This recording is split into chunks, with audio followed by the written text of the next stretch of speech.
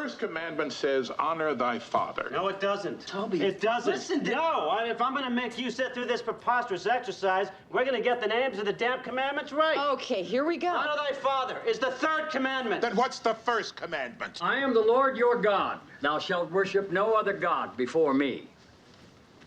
Boy, those were the days, huh? Good afternoon, Mr. President. Al, what do we got here, CJ? Well, we've got some hot tempers, Mr. President. Mary. Mr. President, I'm John Van Dyke. Yes. Reverend? May I ask you a question, sir? Of course. If our children can buy pornography on any street corner for $5, isn't that too high a price to pay for free speech? No. Really? On the other hand, I do think that $5 is too high a price to pay for pornography. Why don't we all sit down? No, let's not, CJ. These people won't be staying that long. May I have some coffee, Mr. Lewis? Al, how many times have I asked you to denounce the practices of a fringe group that calls itself the Lambs of God? Oh, sir, that's not up to me. Crap, it is up to you, Al. You know, my wife, Abby, she never wants me to do anything while I'm upset. Thank you, Mr. Lewis. 28 years ago, I came home from a very bad day at the State House. I tell Abby I'm going out for a drive. I get in the station wagon, put it in reverse, and pull out of the garage full speed. Except I forgot to open the garage door. Abby told me not to drive while I was upset, and she was right. She was right yesterday when she told me not to get on that damn bicycle while I was upset, but I did it anyway. And I guess I was just about as angry as I've ever been in my life. Seems my granddaughter Annie had given an interview in one of those teen magazines, and somewhere between movie stars and makeup tips, she talked about her feelings on a woman's right to choose. Now, Annie, all of 12, has always been precocious, but she's got a good head on her shoulders, and I like it when she uses it, so I couldn't understand it when her mother called me in tears yesterday. I said, Elizabeth, what's wrong? She said, it's Annie. Now, I love my family, and I've read my Bible from cover to cover, so I want you to tell me, from what part of Holy Scripture do you suppose the Lambs of God drew their divine inspiration when they sent my 12-year-old granddaughter a Raggedy Ann doll with a knife stuck through its throat?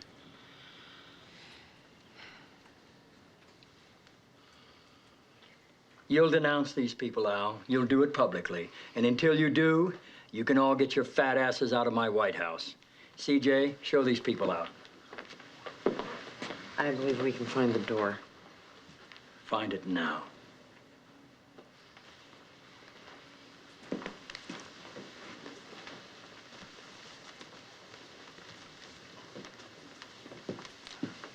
We'll fix this, Leo.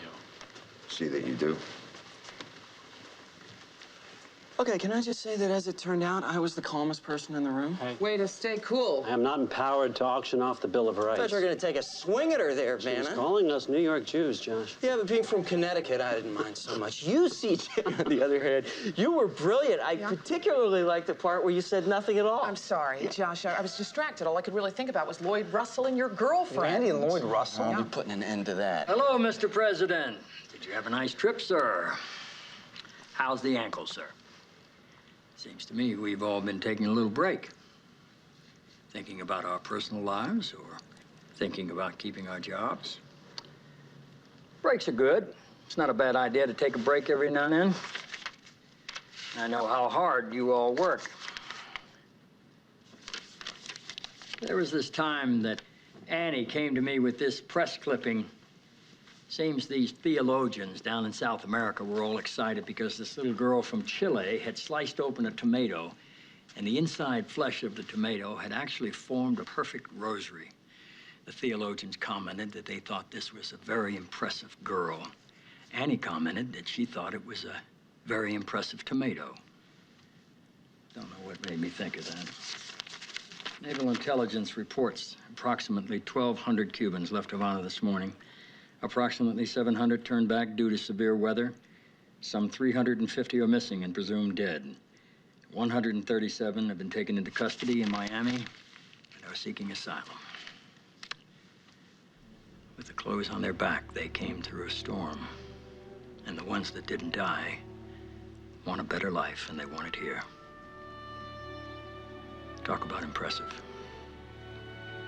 My point is this: break's over. Thank you, Mr. President.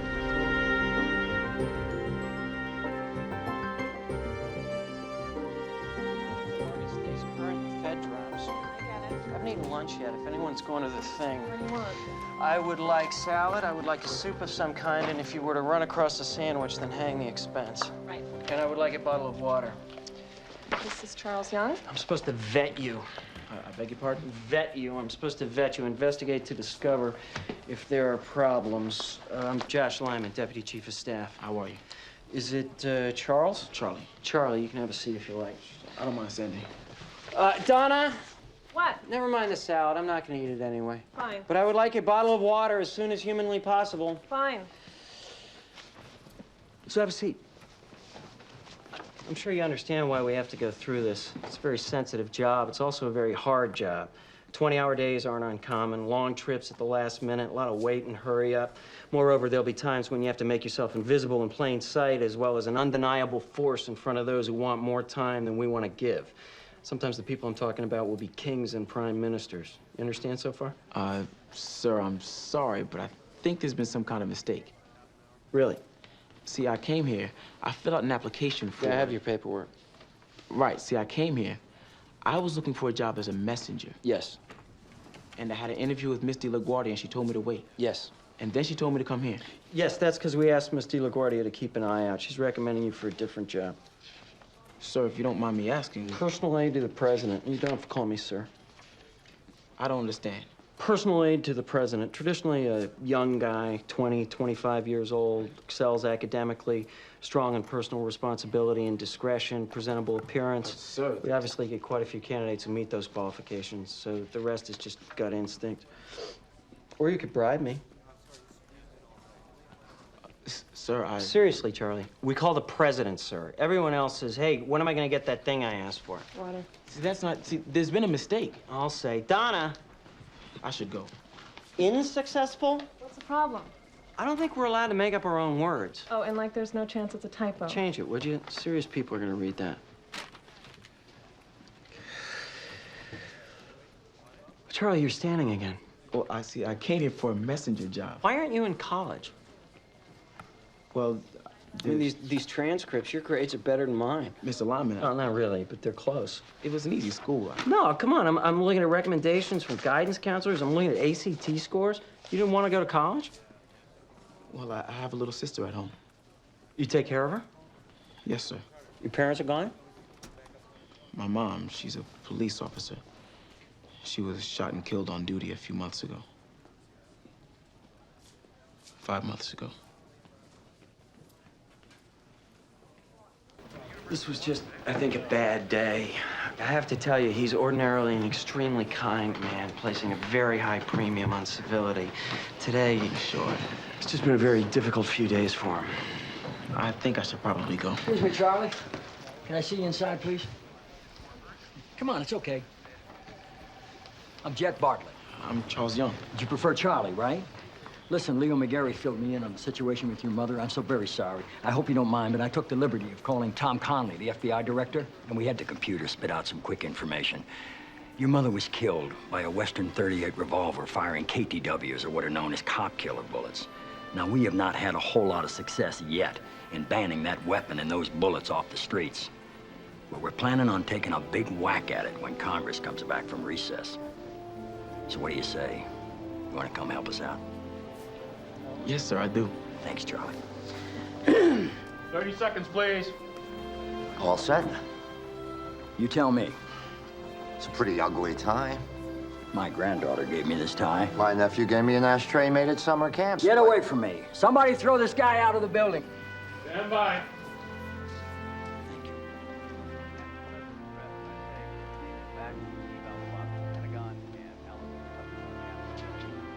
I've never felt like this before. It doesn't go away. Leo, how'd it go? What do you mean? Last night. Oh, great. She like the choker? Yeah. And the violinist? You're right. After a couple of minutes, it's strange having him there. But, she ate it up, so... Good. Good. Great. Where's the president? His back is pretty bad today. He canceled the morning. He'll stay in bed and make some calls. We should move this to my... Hey! Mr. President, I thought you were staying in bed. Oh, I feel fine. Maybe you should get back to the residence. Hmm? I said, maybe you should get back to the residence. Maybe you should lie down. Absolutely no need. I'm fine. What's going on here? Nothing you need to concern yourself with, Mr. President. Merely a perception issue regarding Toby and the financial disclosure. Well, I like to roll up my sleeves and, you know, get involved. Mr. President, did you by any chance take your back pills? Well, I don't mind telling you, CJ, I was in a little pain there. Which did you take, sir, the Vicodin or the Percocet? I wasn't supposed to take them both. Okay, Mr. President, we're gonna have someone take you back to bed. No, no, no. Sit, sit, sit. One of you's got a problem. I'm here to help. You guys are like family. You've always been there for me, always been loyal, honest, hardworking, good people. And I love you all very much, and I don't say that often enough. So, tell me what the problem is, Toby. I'm Sam, sir. Sam, of course you are. Sir? Sir? The situation basically is this.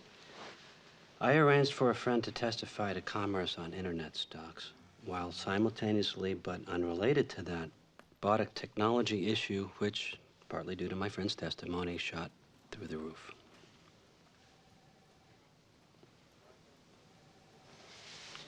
Toby. Toby, Toby, Toby. Toby's a nice name, don't you think? You know, can we possibly do this meeting at another time? No, please, Leo. I know my body. I mean, you know, I know my muscles are not, you know, but my mind is sharp. I can focus. I'm focused. You all know that about me. Here's what I think we ought to do.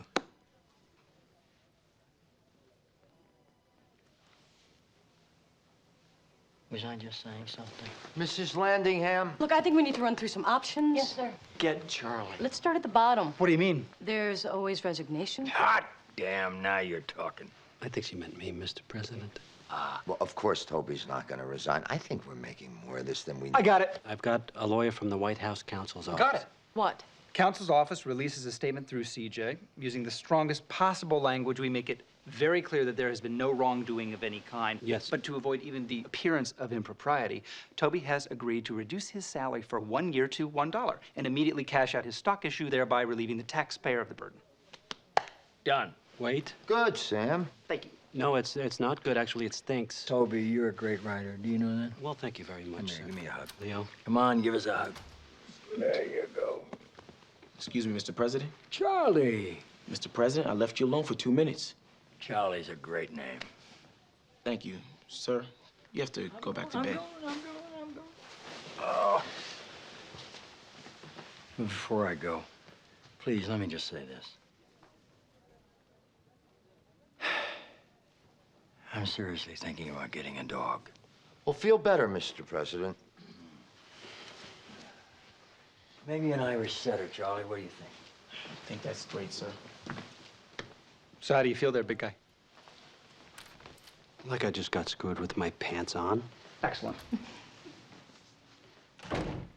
Every time he talks about colonial Western imperialism, I always want to remind him that the United States is also a revolutionary country that threw off its colonial masters. Why don't you? I keep forgetting. Mr. President? Is he here? Yes, sir. Send him in, please. Oh, God help me. John, Mr. President. thank you for coming. How was your flight? Yeah, intoxicating. Oh, I see. Allow me to present myself, Lord John Marberry. I was summoned by your president. Yes. We've met 10 or 12 times. I'm Leo McGarry. Oh, I thought you were the butler. No, I'm the White House Chief of Staff. Nonetheless, would you have something with which to light my cigarette? Oh, I'm afraid we don't allow smoking in this part of the world. Really? Yes, sir. In this part over here, we encourage it. Sir? It's your lordship, as a matter of fact, but it couldn't possibly make the least difference. So, tell me, how can I be of service to you? If it's within my power to give, you shall have it. We need your take on the situation, John. What is your take on the situation? The world is coming apart at the seams. Well, then. Thank God you sent for me. Yes. Oh, I think that's nonsense. Oh, do you? Yes. I think you're dramatically overestimating the possibility of escalation beyond the point we're at now. Interesting. Thank you. What is your name again? All right. Happily ensconced in the cocoon of your Cold War victory, you are woefully ignorant of the powerful historical agents in Asia. The global triumph of the economic free market has created an illusory assumption that the world is drawing itself closer together.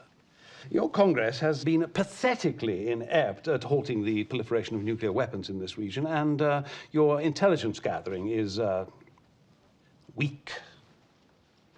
India and Pakistan have fought 3 wars in the half-century since they have gained their independence, with God knows how many skirmishes in between. It is about religion. And I can assure you, they do not share our fear of the bomb. Sir? Oh, I have a telephone call. Mr. President, may I take it, please, in your foyer? Yeah, go ahead. Thank you. I don't even think the accent's real. I'm gonna ask him to stay a little bit and help us out. For how long? You two are gonna become good friends. He thinks I'm the butler. For the first couple of weeks, so did I.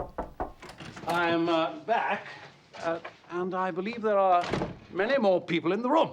Excellent introducing, your lordship. Mr. President, the telephone call was from the British ambassador to the United Nations. He believes there'll be a ceasefire resolution within a few hours. That's what I'd heard. But all they got was 2 weeks. It's 2 weeks better than nothing. John, I was hoping you'd stick around for a couple of days and help us out. A few days, a few months, however long it takes, is as long as I shall serve. Well, let's play it by ear. You're all frightened. As well you should be. Not since the Protestant Catholic Wars in the 16th century has Western society known anything remotely comparable to the subcontinent's religious malevolence. To a lesser observer, the intensity of the emotional frenzy is so illogical as to border on mass psychosis. But as has been said by kings and queens, I am not a lesser observer. John, there's a quote from Revelations I've And I looked, and I beheld a pale horse, and the name that sat on him was Death, and hell followed with him. Are you frightened, John? Do you mean, do I think we can stop a war in the next 2 weeks? Yes. Yes. Good. But, I shall require light.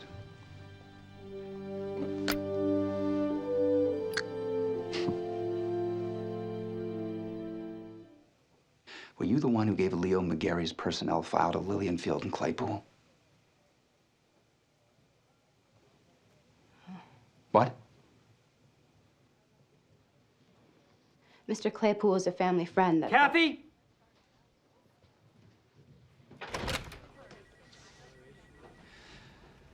Take her back to her office and stand there while she cleans out her desk.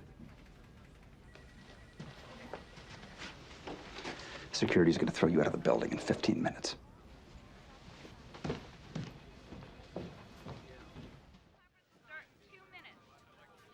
Leo, Yeah, Karen Larson is here. thanks.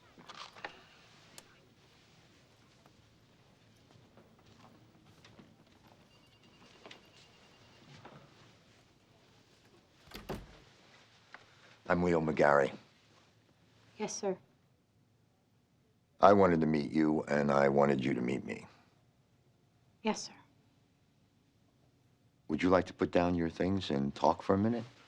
If you don't, I understand.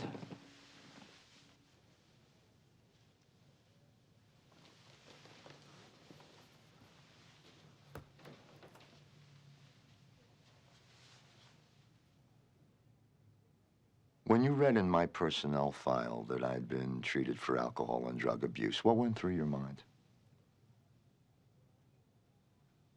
Karen, it's okay. You can say it. The worst thing I'm empowered to do is fire you, and I've already done that. My father drank a lot. So did mine. In fact, he died from it. He came home late one night, very drunk. My mother was yelling at him. I'm not sure about what, but I heard the yelling downstairs from my bedroom. She came upstairs, and he went out to the garage and shot himself in the head. Is that why you drank and took drugs? I drank and took drugs because I'm a drug addict and an alcoholic. How long did it take you to get cured? I'm not cured. You don't get cured. I haven't had a drink or a pill in 6.5 years. Which isn't to say I won't have one tomorrow. What would happen if you did? I don't know. But probably a nightmare the likes of which both our fathers experienced, and me too.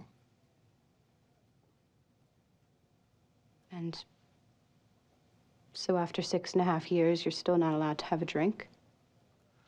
The problem is, I don't want a drink. I want 10 drinks. Are things that bad? No, Then why? because I'm an alcoholic. I don't understand. I know. It's okay. Hardly anyone does. It's very hard to understand.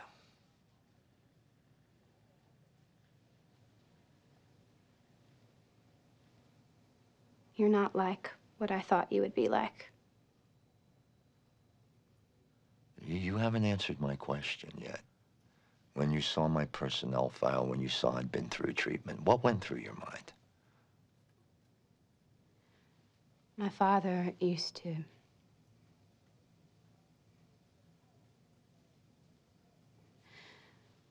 You have all these important decisions to make in your job. Every day. All the time. Decisions I can't even know people's lives.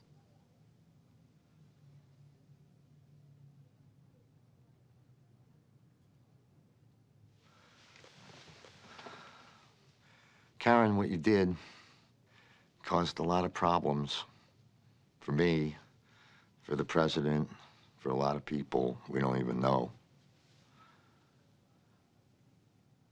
But I'm not sure it wasn't a little bit brave.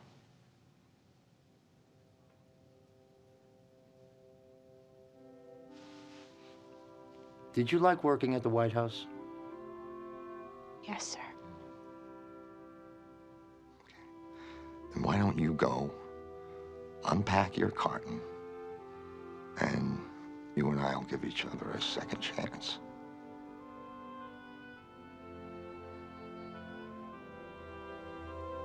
Okay. Okay. What the hell happened? I had root canal. What happened to your cheeks? I had root canal. Why are you talking like that? I had root canal. Yeah, I heard you the first time. I was just amusing myself. I can suggest some other things you can do with yourself. Are you in pain? I had root canal. You're gonna need to stop saying that because you just look and sound so ridiculous. I have to cancel the briefing. You can't cancel the briefing. Look at me. You'll be great. I can't do the briefing. Why not? I can't even say briefing. You can't cancel the briefing, CJ. You gotta wrap up O'Leary. You gotta move him back to the bill signing. Yeah, sure. I'm sorry, did you just say my name? You really think I can do it? Don't be insane, CJ. You're not going to a press briefing looking like Bullwinkle. Oh, so once again, you're just having a little fun. Yeah. Ha, ha, ha, ha, ha. When can you take the cotton out? 2 hours. I'll have Carol cancel the briefing. No, we're still doing it. Who? Me. No way. CJ. You get hot stuff.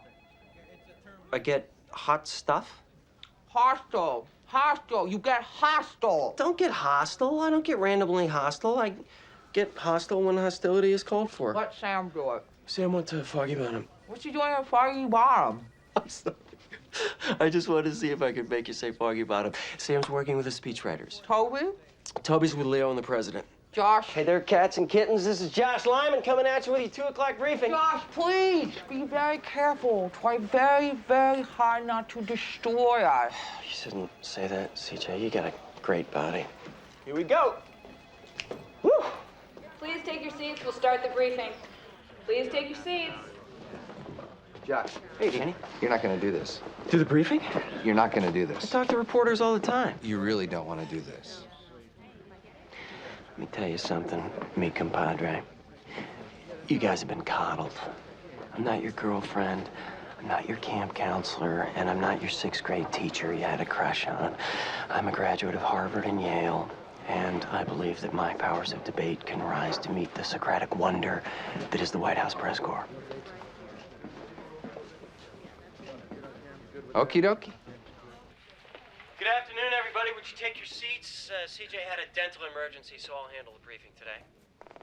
I'd like to say a couple things in my own defense. First of all, everything was fine. I dispensed of the Deborah O'Leary matter with ease and poise. I opened the room up to questions while imposing a discipline I felt had been lacking in CJ's briefing. I'm going to take one question apiece. Josh. Mike. When was the last time the president had a cigarette? Mike, you sure you want your one question to be that stupid? It's not a Oh, my stupid God. question, Josh. If the president's going to continue to be so adamantly anti-tobacco, why is it unreasonable to ask if he's a smoker? The president quit smoking years ago. He bummed a cigarette from me on Air Force One 2 days ago.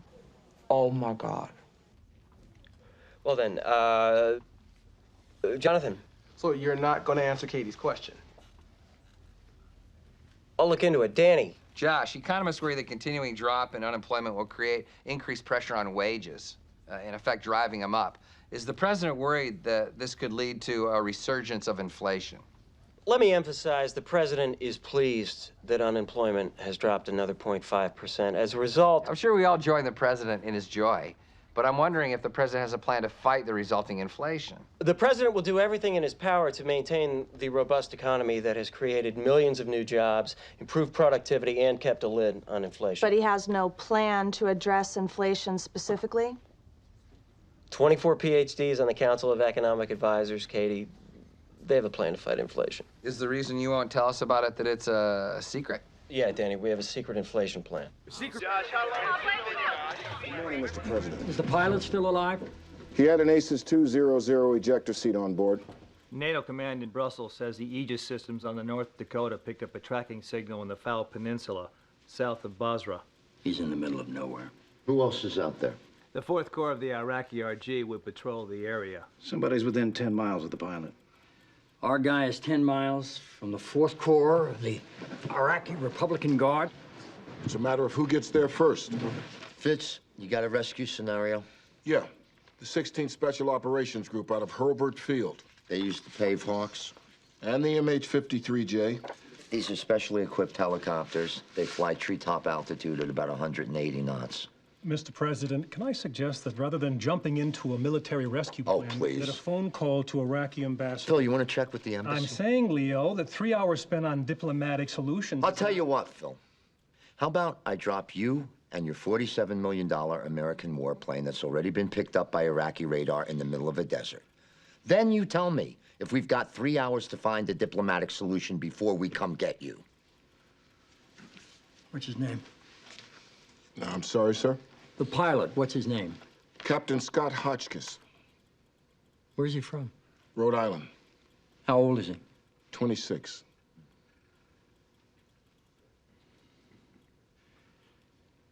Rob told me in my intelligence briefing last week that the Iraqi government's put out a bounty, the equivalent of $14,000 US, for any American plane shot down or any American soldier captured. Now, he was just patrolling the no-fly zone, right? Yes, sir. He had not engaged. No, sir. Phil, if it ends up Fitzwallace has to call this kid's parents, I swear to God, I'm invading Baghdad. Get him back. Yes, sir.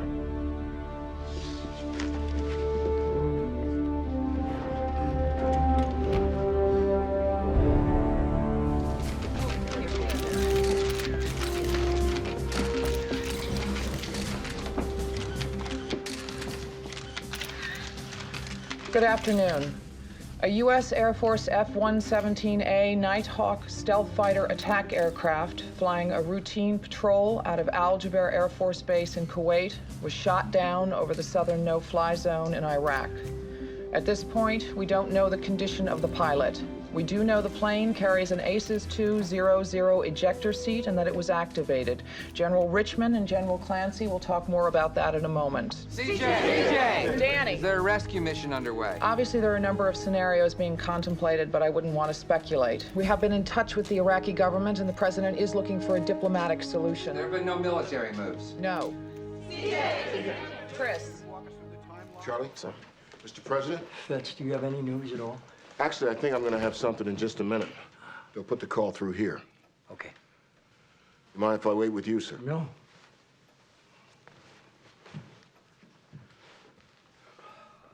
How you feeling? I feel fine. Yeah? Yeah, I feel fine.